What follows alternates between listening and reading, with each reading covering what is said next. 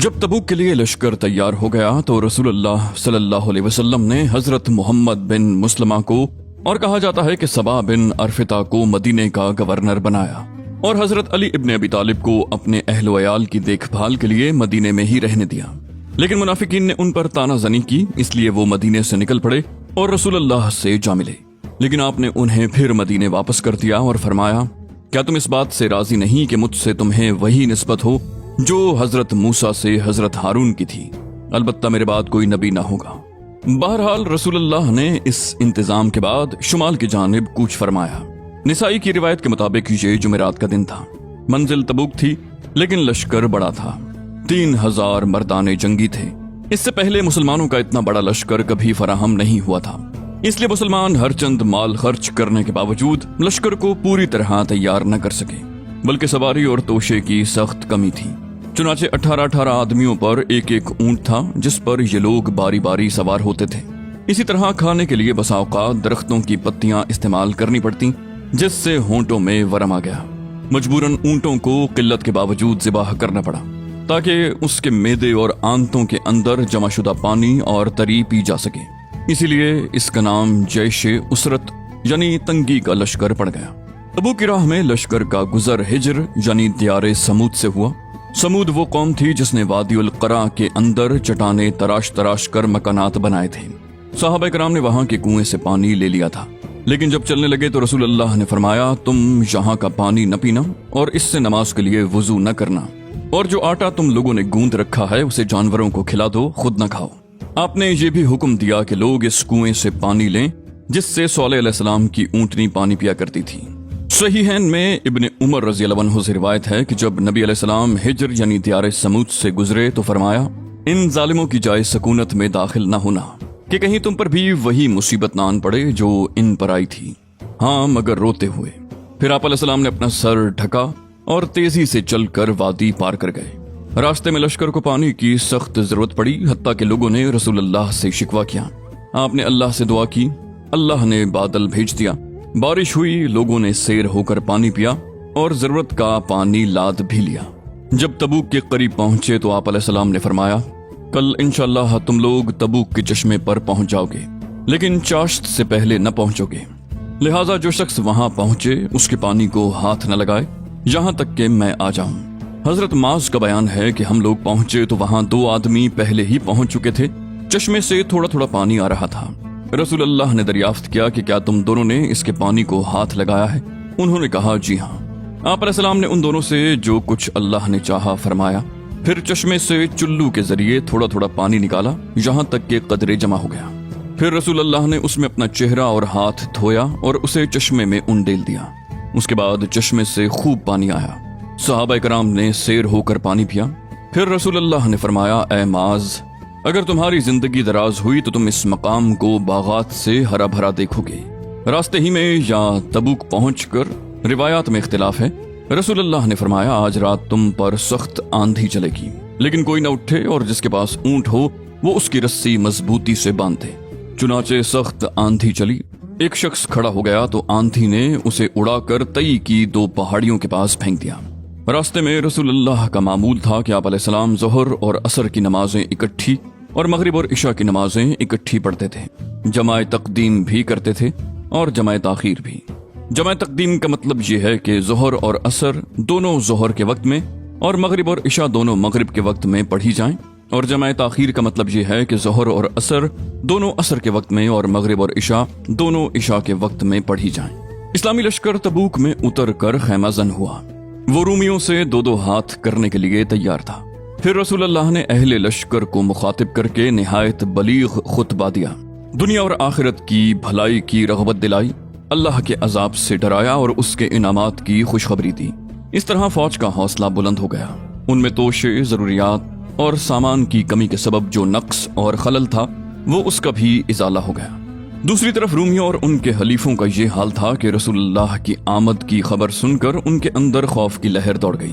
उन्हें आगे बढ़ने और टक्कर लेने की हिम्मत न हुई और वो अंदरूने मुल्क मुख्तलिफ शहरों में बिखर गए। उनके इस तर्ज अमल का असर जजीरा अरब के अंदर और बाहर मुसलमानों की फौजी साख पर बहुत उम्दा मुरतब हुआ और मुसलमानों ने ऐसे ऐसे अहम सियासी फवायद हासिल किए کہ جنگ کی صورت میں اس کا حاصل کرنا آسان نہ ہوتا۔ تفصیل یہ ہے، ایلا کے حاکم یحنا بن روبا نے آپ علیہ السلام کی خدمت میں حاضر ہو کر جزیے کی ادائیگی منظور کی اور صلح کا معاہدہ کیا۔ جربا اور ازروح کے باشندوں نے بھی خدمت نبوی میں حاضر ہو کر جزیہ دینا منظور کیا۔ رسول اللہ نے ان کے لیے ایک تحریر لکھ دی جو ان کے پاس محفوظ تھی۔ آپ علیہ السلام نے حاکم ایلا کو بھی ایک تحریر لکھ دی جو یہ تھی: بسم اللہ الرحمن الرحیم، یہ پروانہ امن ہے اللہ کی جانب سے اور نبی محمد رسول اللہ کی جانب سے یحنا بن روبا اور باشندگان ایلا کے لیے۔ خشکی اور سمندر میں ان کی کشتیوں اور قافلوں کے لیے اللہ کا ذمہ ہے اور محمد صلی اللہ علیہ وسلم نبی کا ذمہ ہے، اور یہی ذمہ ان شامی اور سمندری باشندوں کے لیے ہے جو یحنا کے ساتھ ہوں۔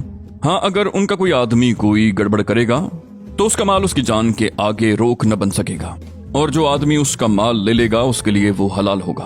انہیں کسی چشمے پر اترنے اور خشکی یا سمندر کے کسی راستے پر چلنے سے منع نہیں کیا جا سکتا۔ اس کے علاوہ رسول اللہ نے حضرت خالد بن ولید کو 420 سواروں کا رسالہ دے کر دومت الجندل کے حاکم اکیدر کے پاس بھیج دیا اور فرمایا تم اسے نیل گائے کا شکار کرتے ہوئے پاؤ گے۔ حضرت خالد وہاں تشریف لے گئے۔ جب اتنے فاصلے پر رہ گئے کہ قلعہ صاف نظر آ رہا تھا تو اچانک ایک نیل گائے نکلی اور قلعے کے دروازے پر سینگ رگڑنے لگی۔ اکیدر اس کے شکار کو نکلا۔ چاندنی رات تھی۔ حضرت خالد اور ان کے سواروں نے اسے جا لیا اور گرفتار کر کے رسول اللہ کی خدمت میں حاضر کیا۔ آپ نے اس کی جان بخشی کی اور 2000 اونٹ، 800 غلام، 400 زریں اور 400 نیزے دینے کی شرط پر مصالحت فرمائی۔ اس نے جزیہ بھی دینے کا اقرار کیا۔ چنانچہ آپ نے اسے یحنا سمیت دوما، تبوک، ایلا اور تیما کے شرائط کے مطابق معاملہ طے کیا۔ ان حالات کو دیکھ کر وہ قبائل جو اب تک رومیوں کے آلائے کار بنے ہوئے تھے سمجھ گئے کہ اب اپنے ان پرانے سرپرستوں پر اعتماد کرنے کا وقت ختم ہو چکا ہے، اس لیے وہ بھی مسلمانوں کے حمایتی بن گئے۔ اس طرح اسلامی حکومت کی سرحدیں وسیع ہو کر براہ راست رومی سرحد سے جا ملی اور رومیوں کے آلائے کاروں کا بڑی حد تک خاتمہ ہو گیا۔ اسلامی لشکر تبوک سے مظفر و منصور واپس آیا۔ کوئی ٹکر نہ ہوئی۔ اللہ جنگ کے معاملے میں مومنین کے لیے کافی ہوا۔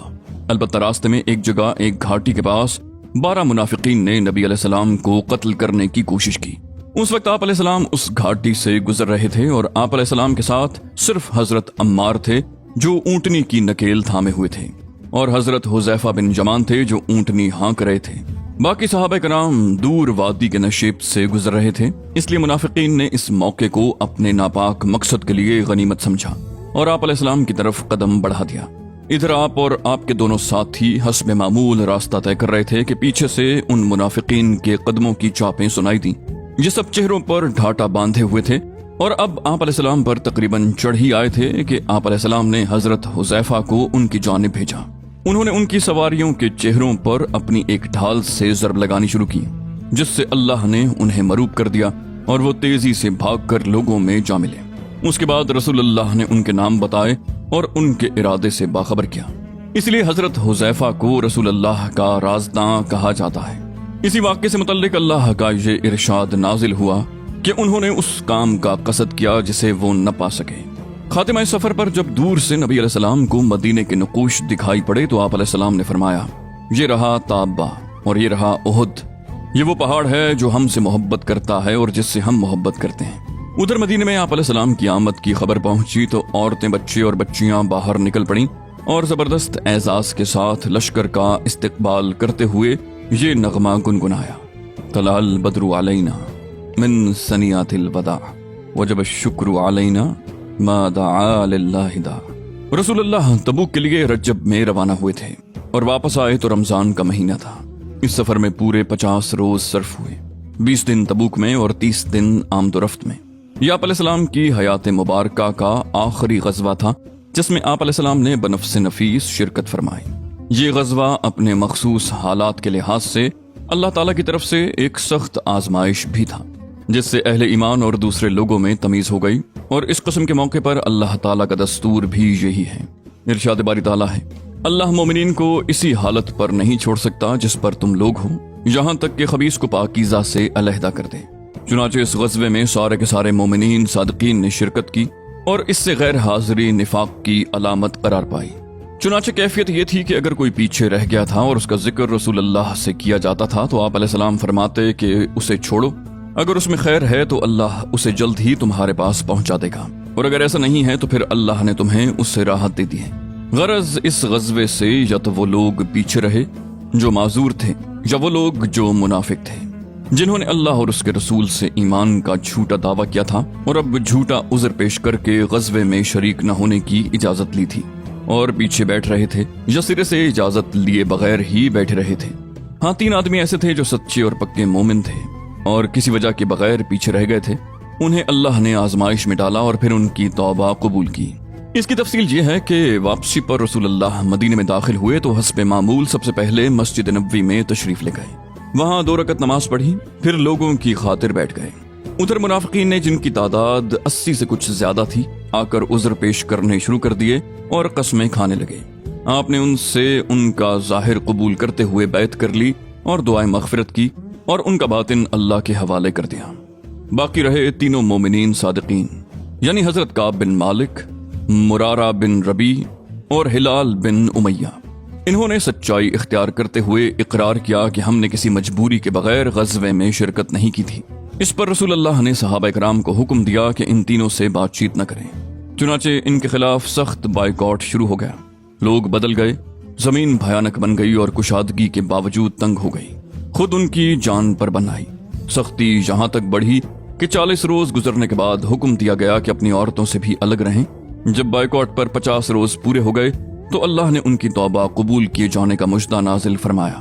ارشاد ہوا، اور اللہ نے ان 3 آدمیوں کی بھی توبہ قبول کی جن کا معاملہ مؤخر کر دیا گیا تھا، یہاں تک کہ جب زمین اپنی کشادگی کے باوجود ان پر تنگ ہو گئی اور ان کی جان بھی ان پر تنگ ہو گئی، اور انہوں نے یقین کر لیا کہ اللہ سے بھاگ کر کوئی جائے پناہ نہیں ہے مگر اسی کی طرف۔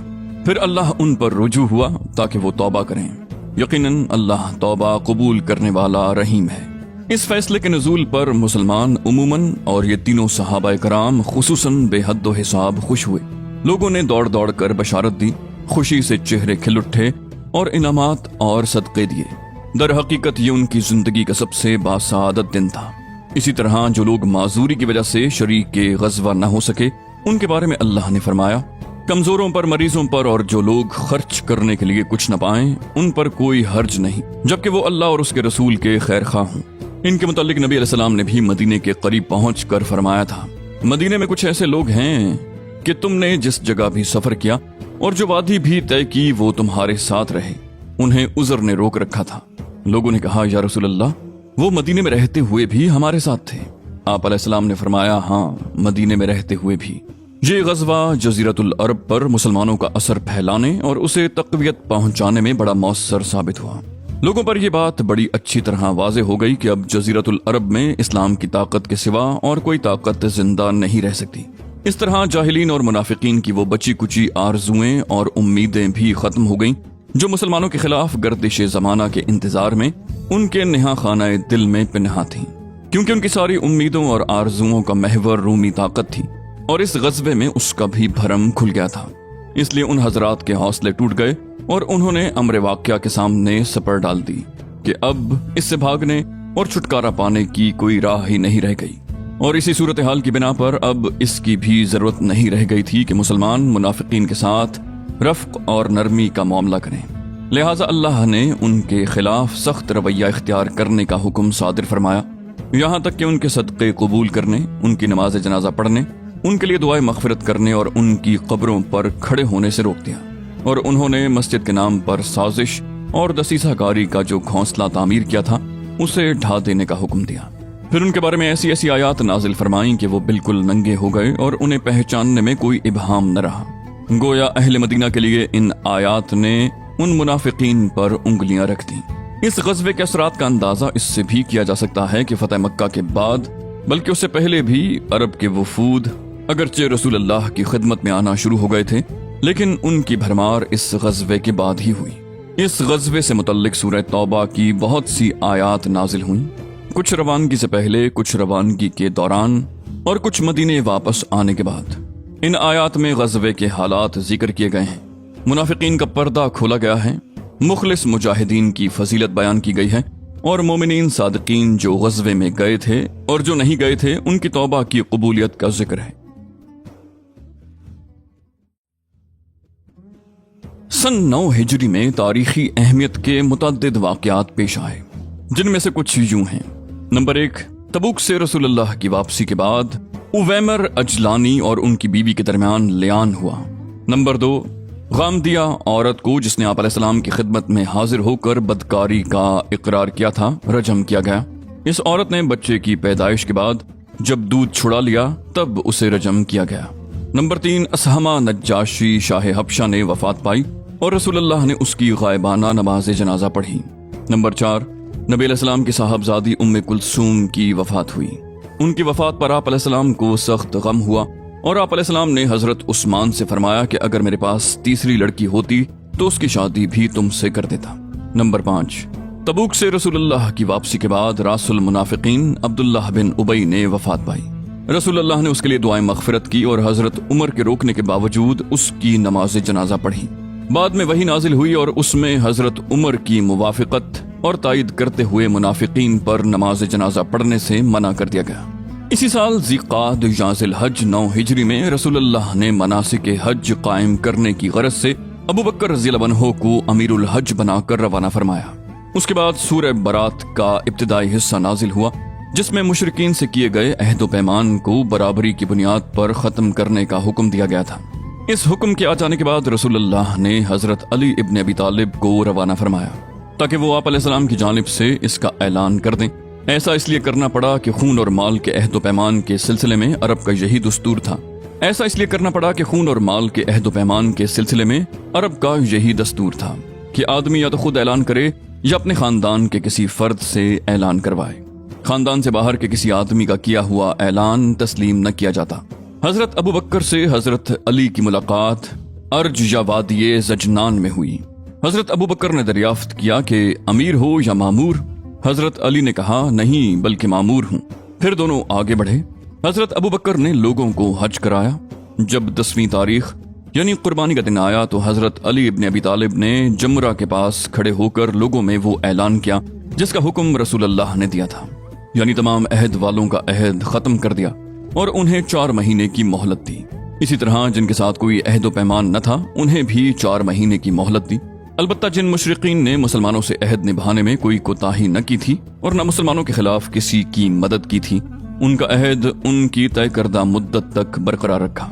और हजरत अबू बकर रज़ियल्लाहु अन्हु ने सहाबा कराम की एक जमात भेजकर ये ऐलान आम कराया कि आइंदा से कोई मुशरिक हज नहीं कर सकता और न कोई नंगा आदमी बैतुल्लाह का तवाफ कर सकता है। ये ऐलान गोया जजीरतुल अरब से बुत परस्ती के खात्मे का ऐलान था, यानी इस साल के बाद बुत परस्ती के लिए आमदोरफ्त की कोई गुंजाइश नहीं।